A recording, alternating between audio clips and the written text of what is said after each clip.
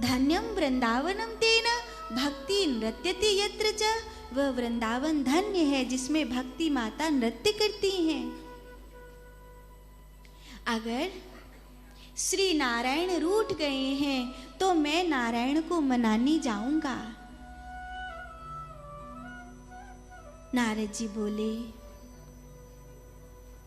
व्यथा खेदयसे बाले अहो चिंतातुरो कथम श्री कृष्ण चरणाम्बुज स्मर दुख गमिष्यति। तुम तो भक्ति हो, भगवान श्री कृष्ण के चरणों का ध्यान करो, भगवान दौड़े दौड़े आएंगे। मैं आपसे कहती हूँ, आप भक्ति हो, मैं भक्ति हूँ, मैं भगवान को पुकारूंगी और वो नहीं आएंगे, ऐसा कैसे हो सकता है? आप भगवान को पुकारोगी और वो नहीं आएंगे, वो ऐसा कैसे हो सकता है?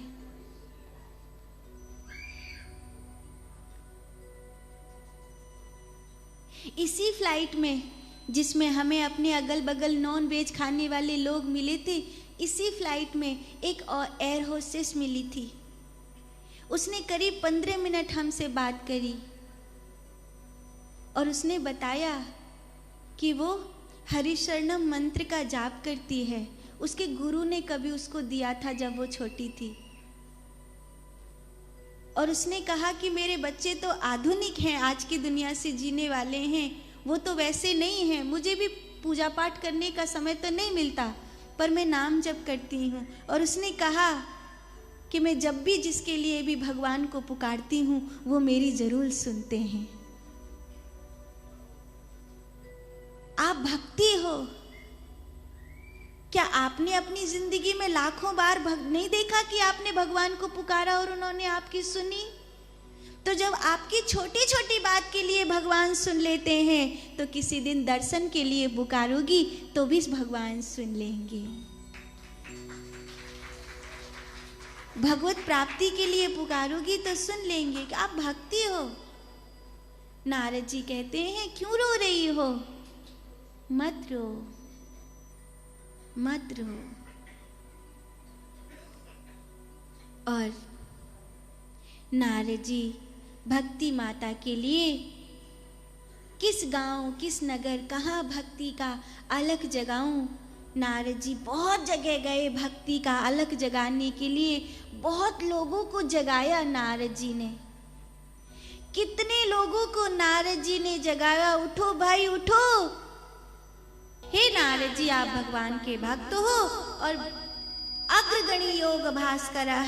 एक संत अगर चलता है तो जैसे सूर्य उदय होने से रात की कालिमा अपने आप चली जाती है, ऐसे ही एक संत के चलने से लोगों के मन में पड़ा हुआ जो संसार है वो अपने आप विदा हो जाता है और भगवान का आगमन हो जाता है। तो फिर मैं क्या करूं? तो आकाशवाणी ने बताया, सत्कर्म सूचको नूनम ज्ञान यज्ञ स्मृतौ बुधौ श्रीमद् भागवतालाप शतु गीत शुकादिभी।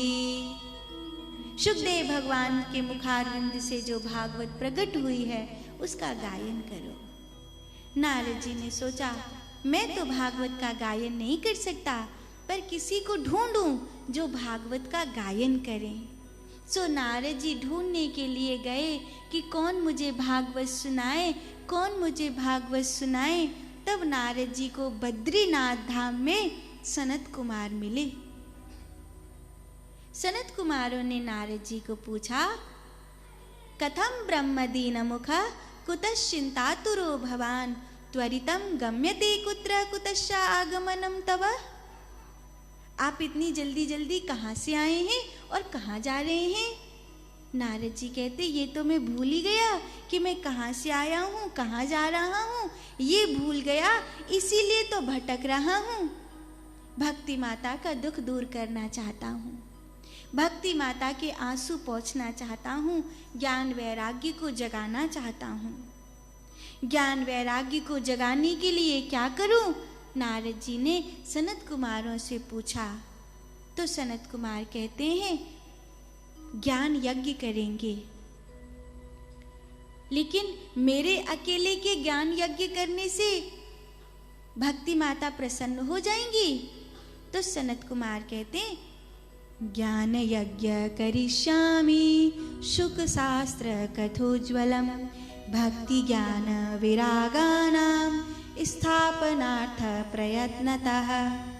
ज्ञान वैराग्य को जगाने के लिए हम भागवत जी को बिठाएंगे, भक्ति माता की स्थापना करेंगे और हम भागवत जी का जब गायन करेंगे तो ज्ञान वैराग्य जागेंगे, भक्ति माता प्रसन्न होगी। लेकिन आप अकेले नहीं होगे। सदा सेव्या श्रीमद् भागवती कथा यस्या श्रवण मात्रेण हरिशित्यं समाश्रये। नारद जी न जाने कितने भक्त, कितने करोड़ों करोड़ों भक्त भगवान की कथा सुनने के लिए इकट्ठे हो जाएंगे। ऐसा ही हुआ, कुंभ जैसा वातावरण बन गया। न जाने कितने करोड़ों करोड़ों भक्त ऐसे आने लगे जैसे कहीं मीठा डाल दो तो मक्खी आने लगती हैं, जैसे कहीं रोशनी कर दो तो पतंगे आने लगते हैं। ऐसे ही जैसे ही भगवान के नाम की गूंज उठी तो लाखों करोड़ों भक्त उस कथा को सुनने के लिए आने लगे। और तब हरिद्वार के निकट सप्त सरोवर एक स्थान है, वहाँ सप्त सरोवर नामक स्थान पर एक आनंद नाम का गंगा मैया का घाट है। वहाँ पर उन्होंने व्यासपीठ की स्थापना करके भागवत जी का गायन शुरू किया और तुलसी महारानी की स्थापना कर दी, फूल पुष्प चढ़ा दिए। सनत कुमार भागवत कथा गाने लग गए। नारद जी पोथी धर के सिर पर आ गए और वहाँ तो बड़ी सुंदर कथा होने लगी। कोई बहुत लंबा चौड़ा तो ज़्यादा कुछ करना नहीं पड़ा, भाव ही प्रधान था। तो भक्ति ज्ञान वैराग्य भी प्रकट हो गए।